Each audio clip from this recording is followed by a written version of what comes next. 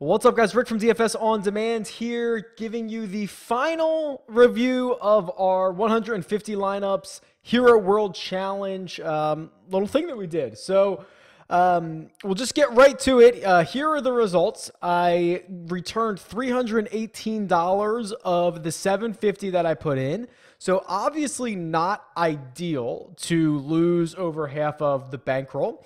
But I think there were a few good takeaways. For example, we knew this was possible, right? We played a very high risk style. I think if you go back to the first video of this, I said I'm trying to win 25,000. I'm not trying to min cash 150 different lineups. So we took on a lot of risk. And basically what happened is, and I'll show you the PGA results first. So what happened on Sunday? So I made a video after round 3 on Saturday and basically laid out some things that we needed to happen. And actually a lot of them did happen. Outside of Tony Finau winning, we got a really good top of the leaderboard result. Rahm, we were basically neutral on the field, so we were okay with him winning it. We were heavyweight or overweight on Finau and Rose. Both of those guys finished solo second, solo third. Justin Rose with a 7 under day. Cantlay, who had a really bad Saturday, finished it up with the best round on Sunday, 8 under, 64 to finish T5, so that was great.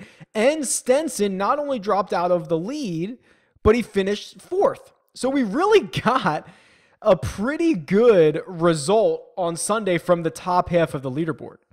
The problem is the bottom half of the leaderboard did not cooperate here. Hideki Matsuyama goes out and shoots a 3 over 75, which was outside of the 76 that Cantlay shot on Saturday. This was the worst round of the week. And it was pretty ugly too. I think he doubled 18, or I'm sorry, doubled 16, tripled number 10, and only had 2 other birdies, right? So we had kind of praised him for being a birdie maker. At least if he was going to finish dead last, he was going to be a birdie maker. Well, that didn't happen on Sunday. And it really bites us that he finishes in 18th alone. Even him finishing like 16th would have been a lot better for us, obviously. But let's go to the actual results here before we talk about this. I'm going to show you my best lineup versus the winning lineup. The winning lineup was Cantlay, Finau, Fowler, Noren, Rahm, and Rose. We had 5 of those guys. So we had Cantlay, Finau, Fowler, Rahm, and Rose. Instead of Woodland, the winner would have been Noren. So that was the 6th guy that we got wrong there. We had 5 of the 6 winning lineups, or winning players in the lineup. Also, this lineup that won was duplicated, let's see, 65 times. So I think first place ended up being $787 instead of $25,000. So the risk that you take on. And basically this was a chalk lineup that won, duplicated 66 times or 65 times. And if that lineup was going to win, we were going to have a bad week because we made such a conscious effort to be unique, to be contrarian. So that kind of stinks.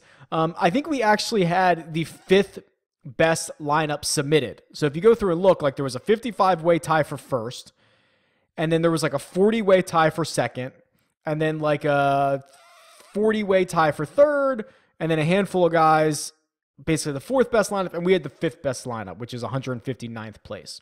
So kind of weird to look at it with so many ties, but that's kind of what we're seeing here. 5th best lineup that was submitted. And to round this out, here are the actual ownerships and my DraftKings. So if we just sort this by DK points, Matsuyama did not finish dead last. He actually had the, 14th most DraftKings points. Still scored more than Woods, JT, and Bubba. And the fact that we had 0 Bubba lineups, 0 Bubba lineups and 1 Tiger lineup. Like this is a little, it's not that frustrating because like they're super high risk, but this is a little frustrating because we nailed so much of this, right? Like the guys that we ultra faded, Woods and Watson, finished dead last in DraftKings points and third to last. Like, we could not have asked for anything better than that. Like, that was perfect. We had Finau in 90% of our lineups finish a solo second. We had plenty of Rose. We had plenty of Rahm. And it's just like,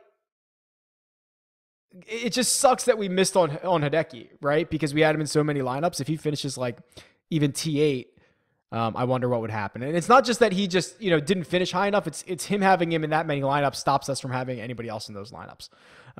So it kind of sucks. We had both ends of it covered, but I think this is a really good example of how some of this stuff can go down. And I learned a lot from this. It's one of these things where I don't know if I should continue to be as aggressive as I am, throwing 90, someone in 90% of my lineups. I don't know if I should be doing that. Probably not in a full field event, in case they miss the cut or something like that. We'll have to look at it, but this is something that I'm really interested in doing, especially for the next PGA Tour season, which starts in January, to kind of go through these processes with you.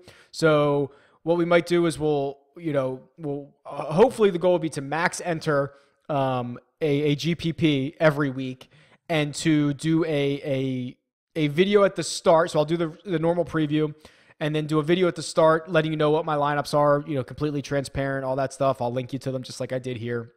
And then hopefully kind of make some updates after each round on where we stand. I think it's a really good practice. This was kind of dipping our toe in the water in an 18-man field.